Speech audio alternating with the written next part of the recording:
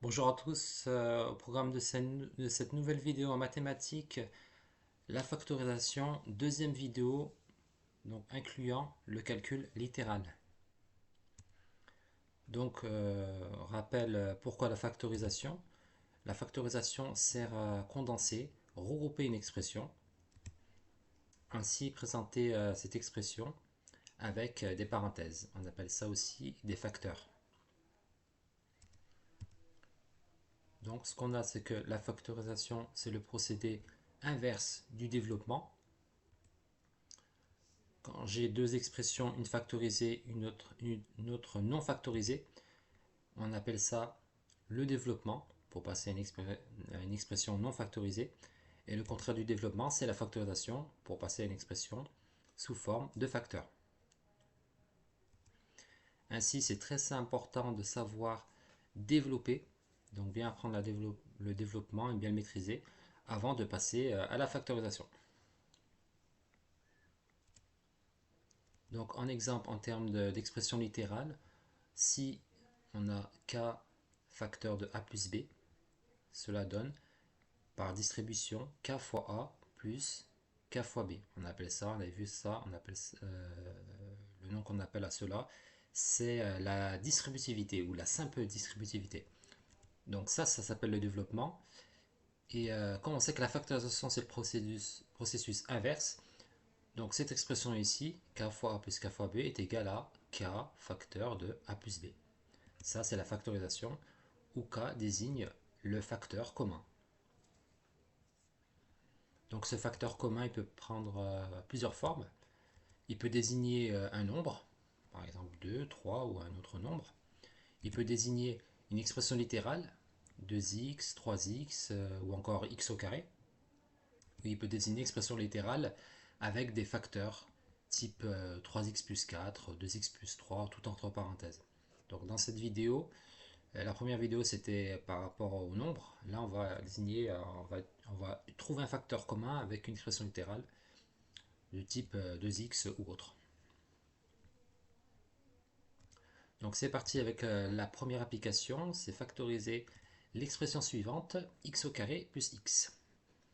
Donc là déjà en fait on a des x, donc on se doute que le facteur commun il doit avoir une expression qui contient des x. Donc ce qu'il faut faire c'est d'abord décomposer l'expression x au carré en écrivant comme état égal à x fois x plus x, alors bien j'ai bien rajouté x fois 1, c'est important de mettre ce fois 1, on va le voir. Pour la suite, donc là je me suis permis d'utiliser des couleurs pour pour mettre en valeur le facteur commun qui n'est autre que x, donc le facteur commun x il est en rouge, et ce qui n'est pas le facteur commun je l'ai mis en vert. On voit l'autre expression en vert, et j'ai pas touché au signe fois. Donc alors, on n'a pas le droit de mettre les facteurs communs, les 3x en rouge en fait, il faut choisir l'un des deux avec celui-là. Donc moi j'ai choisi celui de gauche, mais on fait choisir aussi celui de droite. Donc la factorisation, on reconnaît l'expression du type k fois a plus k fois b. Donc il faudra mettre k en facteur ici. On a x, c'est bien le facteur commun. Donc pour factoriser cela, on met x en commun. Donc ça fait x facteur. Et j'écris ce que je n'ai pas mis en rouge, donc en vert. Donc x plus 1. Prenons bien le soin aussi de mettre le plus en vert ici. Donc x facteur de x plus 1, voilà la réponse à cette question. On peut vérifier que notre résultat est juste, donc c'est une étape facultative, en développant cette expression pour arriver à cela.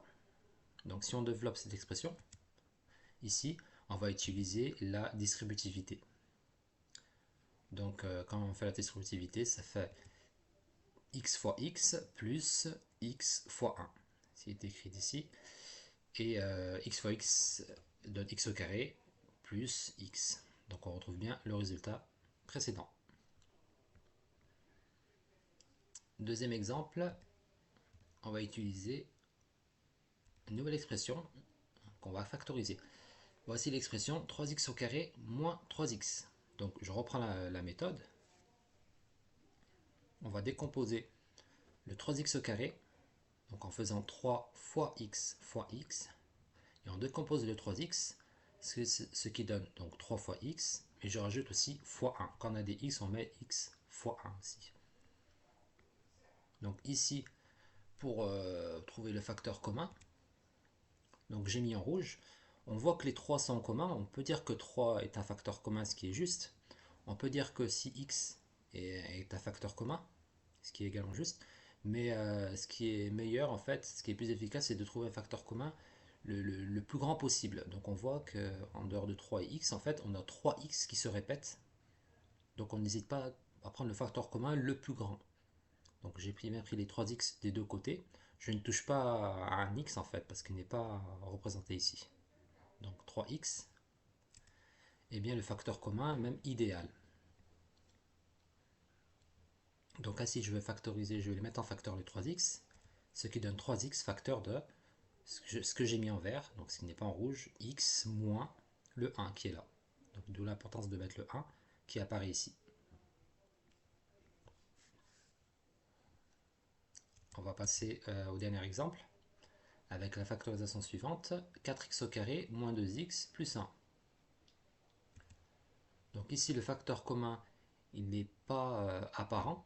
On peut avoir des idées, on peut se douter de certaines idées, hein, notamment avec les x. Donc là on a un 2, on a un 4, donc on va essayer de décomposer tout ça. Donc on a un 1 également qui est isolé. Donc ce qu'on va faire, on va décomposer au maximum. Donc on voit que 4 est dans la table de 2, donc on va décomposer 4 comme étant 2 fois 2. Donc 2 fois 2 fois x pour avoir les x au carré.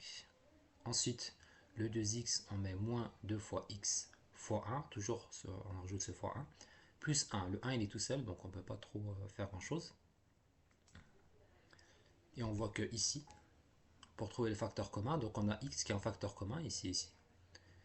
On a également 2 qui est en facteur commun, l'un des deux, celui-là par exemple, et celui-là. Mais on a mieux encore, on a les 2x, parce qu'on a 2x qui est ici, et 2x là.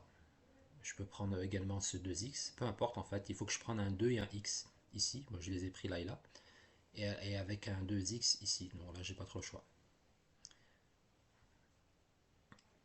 Donc 2x est bien le facteur commun idéal, donc factorisons cela. Donc là j'ai mis en vert ce qui n'est pas en rouge, et j'ai bien pris le soin de laisser le 1 tout seul, en bleu. Donc il n'intervient pas dans la factorisation parce qu'il est vraiment séparé.